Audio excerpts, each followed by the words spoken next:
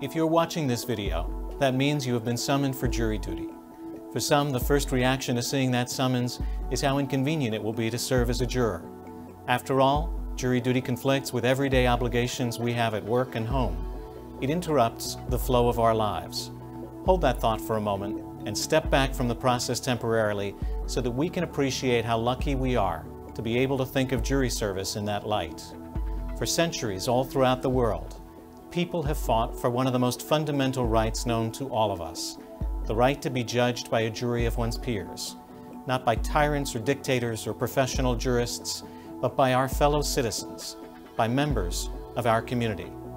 Even today, people in foreign lands strive for that basic element of any system of justice.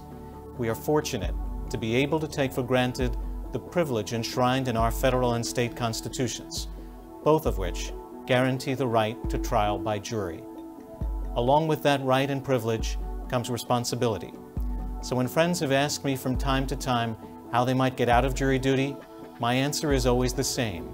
We are lucky to live in a society that asks us to perform this basic duty of citizenship, and we must all serve when called, or the system we value will not work.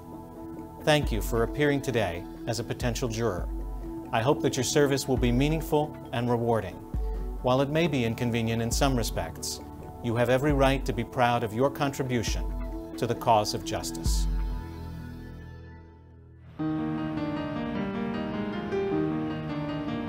Many things have changed about America since the Constitution was signed, but our basic trial process is essentially the same now as it has been for more than 2 centuries. Today, as always, you, the juror, are the mainstay of American justice. We depend on your sense of fairness, your attention to duty and detail, your human experience. You and a million other Americans will judge more than 120,000 cases this year. And although each one is different, there are certain people and procedures that are the same for every trial. We're going to show you step by step what you can expect. As a juror, you may be selected for a civil trial or for a criminal trial. A civil trial is among parties who have a dispute and need the court system to resolve it. A criminal trial deals with charges that a crime has been committed. In both cases, the one who initiates the case is called the plaintiff. The one who responds to the plaintiff's case is the defendant, and both sides are usually represented by attorneys. Depending on the type of case, the way we refer to the attorney for the plaintiff varies. In a civil trial, it's easy. We simply say the plaintiff's attorney. In a criminal trial, the state of New Jersey is actually the plaintiff. In this case, we call the attorney for the plaintiff the prosecutor. Your first encounter with the courtroom will be during the jury selection process. Roger Casella, please take seat number 7 in the upper row. Megan Baxter, seat number 8, top row, next to the last juror. This is called voir dire, which is French for speak the truth. The person responsible for swearing in the jury and witnesses, as well as marking exhibits, is the court clerk. If sound recording equipment is being used to make the trial record, the clerk may also handle that equipment, or it may be sound recorded by a special operator or video recorded. When a trial is not being recorded by sound or video, you'll see a court reporter keeping the record. You may also see a sheriff's officer who maintains security and enforces decorum in the courtroom, and a court aide who is responsible for assisting with the proceedings.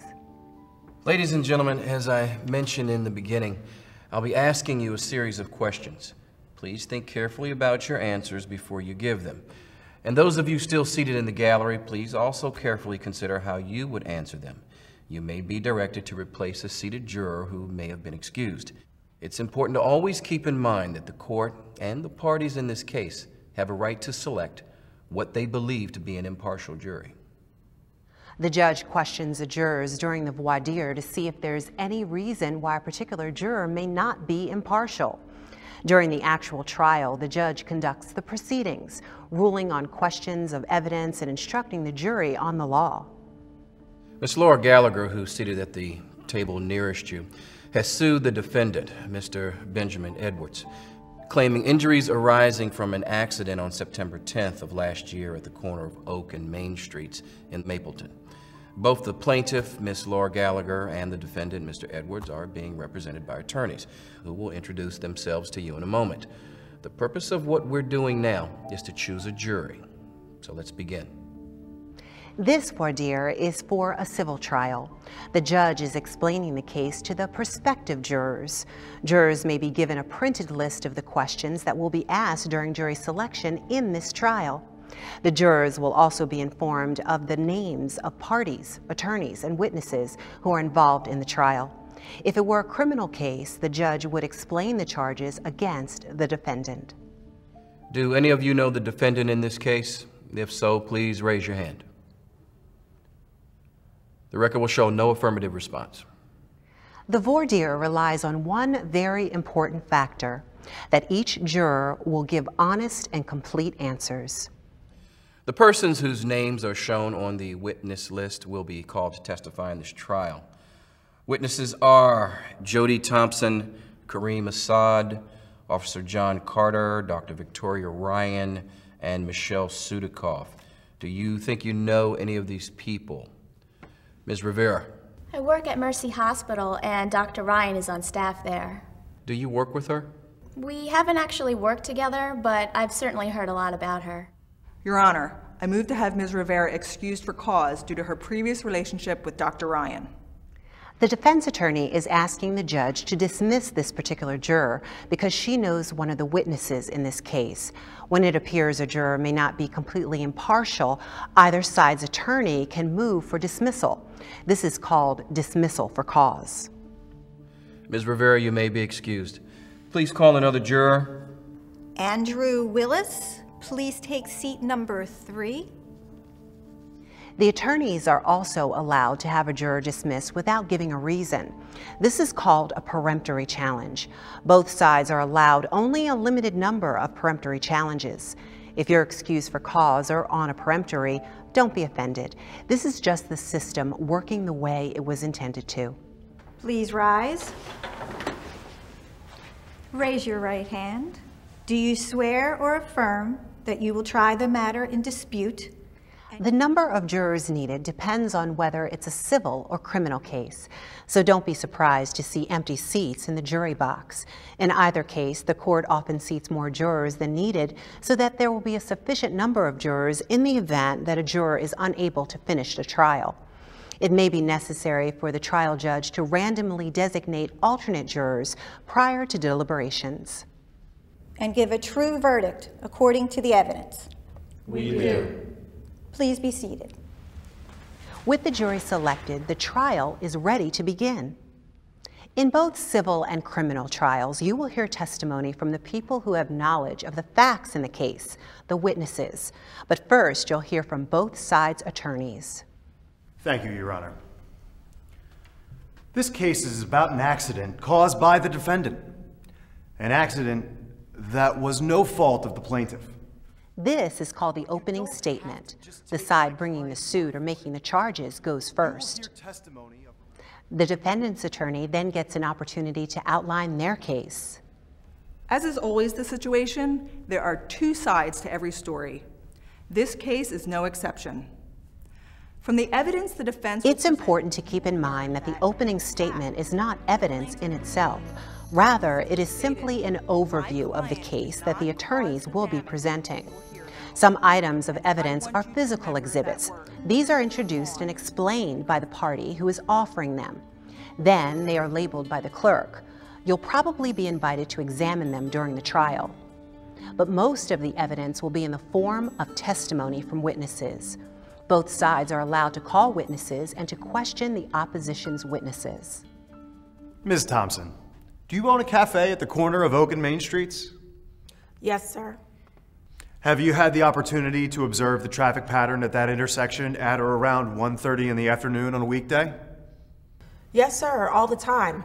That's the time I'm usually coming back from my walk after lunch. It's a messy intersection, isn't it? With people constantly trying to beat the light. Objection, Your Honor. Leading the witness. Please approach the bench. Now that's something you may see a lot of. The attorney on one side may ask or state something that the other attorney thinks is unfair. So you'll hear objection, and the judge may often call the attorneys up to explain themselves in private rather than letting a disagreement affect the jury. Depending on what the judge decides, you might hear the rest of that testimony because the objection was overruled, or you might hear something like this. Objection sustained. Ladies and gentlemen of the jury, please disregard the characterization of the intersection in the previous question. Counselor, you may continue. Yes, Your Honor. Ms. Thompson, in your own words, could you describe the amount of traffic at that time of day? Not only should you listen carefully to what each witness is saying, you should watch carefully as well. Please raise your right hand. Do you swear or affirm to tell the truth, the whole truth, and nothing but the truth? I will. Take the stand, please. Mannerisms and expressions might tell you how confident the witness is about what he or she is saying. Dr. Ryan, I direct your attention to what has been marked for identification as Plaintiff's Exhibit 5. Do you recognize it? Yes, that's a larger version of a drawing I did for the police right after the accident. And does Plaintiff's Exhibit 5 accurately depict the location of the two cars in the intersection at the time you observed them? Yes, the blue rectangle shows where the blue car was, and the red rectangle shows the location of the red car. Your Honor, Plaintiff moves Exhibit 5 into evidence. Any objection? No objection, Your Honor. Exhibit 5 in evidence. Nothing further of this witness, Your Honor. We've all watched TV courtroom dramas. The real thing isn't always so sensational, but it's always important. And not only do you need to pay close attention to what goes on inside the courtroom, you need to be careful about what happens when you're outside the courtroom as well. We will recess for lunch and resume in 1 hour. Ladies and gentlemen of the jury, as you can understand, this matter is important to all parties, and each is entitled to your fair and full consideration. Please refrain from discussing the case with anyone, even fellow jurors. There will be ample time to talk over the issues at the appropriate time, I assure you. I'll see you after lunch. When the court recesses, whether for lunch or until the next day, the judge will remind you not to discuss the case with anyone else. This includes family, friends, even fellow jurors. You should particularly avoid talking with or even overhearing anyone involved in the case. While in the courthouse, wear your juror badge. This will warn people not to discuss the case near you. If you believe someone has purposely tried to talk to you about the case, you must bring it to the court's attention immediately. Despite what you may have seen in the movies, it is not the juror's role to investigate the case. That means you should not visit the scene of the crime or an accident, not attempt to talk to witnesses on your own, or pay attention to media accounts regarding the trial. All rise. Be seated. You may call your next witness. Thank you, Your Honor. I'd like to call Kareem Assad to the stand. The attorneys in the case will present their entire case to you. Only what you hear and see in the courtroom is what you should use in your deliberations. After all the evidence has been presented, the attorneys give their closing statements. And I'm sure you'll find that my client did not cause this accident and that the plaintiff's claims have no merit. Thank you. Like the opening statements, the closing statements are not themselves evidence. They are each attorney's summation of the case as he or she has presented it.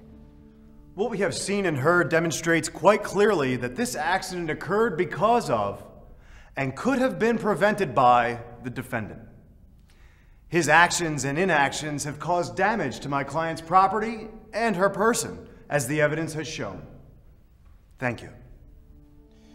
Ladies and gentlemen of the jury, you have now heard all the evidence in the case, and it's my job to give you the law that you must apply to the facts as you find them.